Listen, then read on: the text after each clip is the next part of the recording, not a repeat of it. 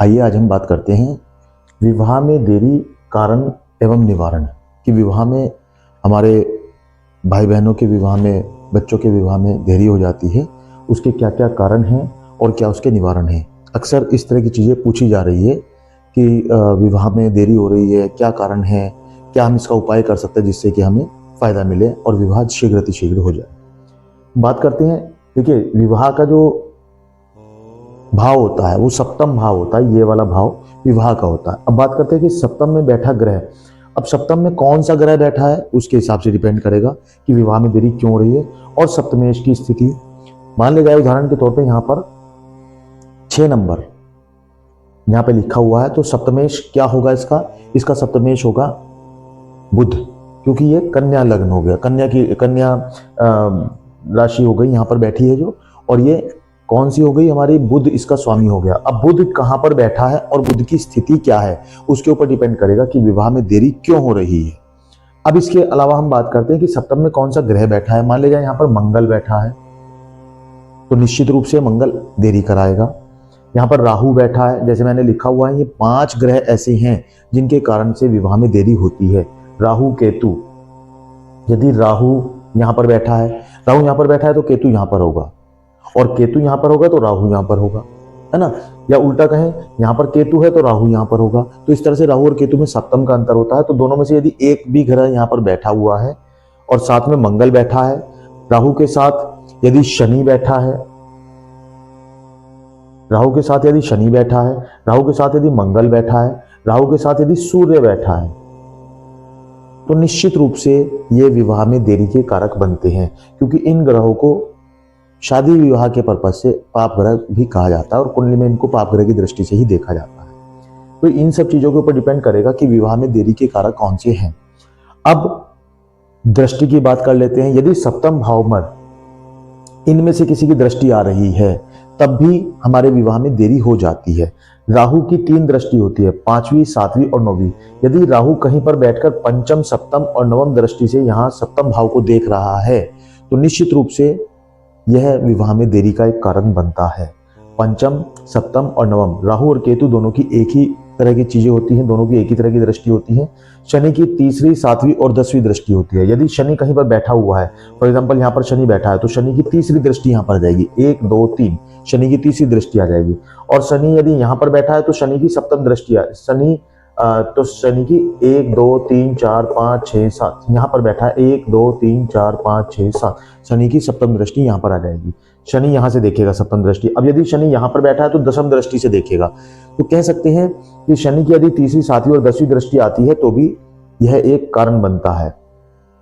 मंगल की बात करते हैं। मंगल की 4ठी, 7वीं और 8वीं ये 3 दृष्टि होती है। यदि सप्तम पर मंगल की दृष्टि पड़े या मंगल खुद बैठा हो तो भी निश्चित रूप से विवाह में देरी का एक कारण बनता है।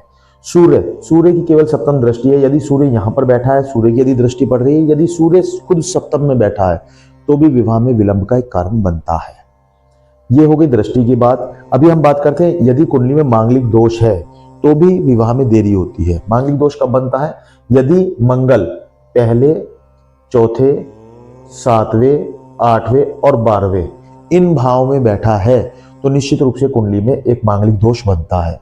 मांगलिक दोष कैसे कटता है, क्या मांगलिक दोष में चीजें हो सकती हैं, वो हम अगली वीडियो में आपको बताएंगे। फिलहाल मैं बता रहा हूं कि ये वाली चीजें जो आपको विवाह में देरी का एक कारण बनती है वो यही सब चीजें होती है। यदि मंगल राहु की युति हो, राहु शनि की युति हो, या दृष्टि आ रही हो, सूर्य यहाँ पर बैठा हो, सूर्य की दृष्टि हो, तो इन कारण से प्रभाव पड़ता है। या सप्तमेश पीड़ित हो, सप्तमेश यानी सप्तम का जो स्वामी है, सप्तम भाव में जैसे मैंने बताया यदि 6 नंबर लिखा है तो यहाँ पर बुध होगा इसका स्वामी, है ना, क्योंकि कन्या हो गई राशि और कन्या राशि का स्वामी बुध होता है। 3 नंबर लिखा है तो भी मिथुन राशि हो गई और उसका स्वामी बुध हो गया।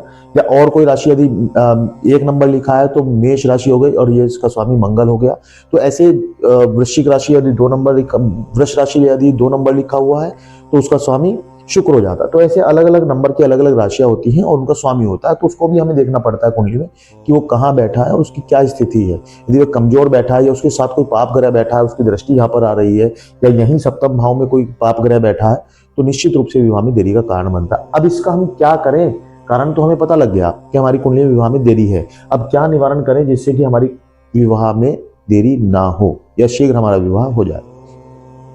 देखिए, इसके लिए हमें क्या करना होता है, हनुमान जी का हम लोग व्रत करें, मंगलवार का हम लोग व्रत करें, क्योंकि हनुमान जी इन सभी का एक ऐसा उपाय है जो इन सबको शांत कर देते हैं। चाहे वो सूर्य हो, मंगल हो, शनि हो, राहु हो या केतु हो, इन सभी को शांत कर देते हैं मंगलवार के व्रत।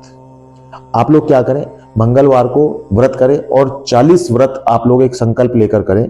प्रत्येक मंगलवार का व्रत आपको करना है, 40 व्रत आप मंगलवार को करें और मंगलवार के ही दिन गुड़ और तिल का दान करें। चाहे वो गुड़ की गज्जक आती है उसको भी आप दान में दे सकते हैं, या गुड़ और तिल अलग अलग भी आप दान दे सकते हैं। और लाल कपड़ा पहने, काला कपड़ा बिल्कुल ना पहने, लाल कपड़ा पहने और मंगलवार के व्रत करें। 40 व्रत आप हनुमान जी का नाम लेके संकल्प छोड़कर आप व्रत करना शुरू करें। निश्चित रूप से आपका विवाह पहले ही हो जाएगा। 40 व्रत आप पूर्ण नहीं कर पाएंगे, उससे पहले पहले आपका विवाह संपन्न हो जाएगा।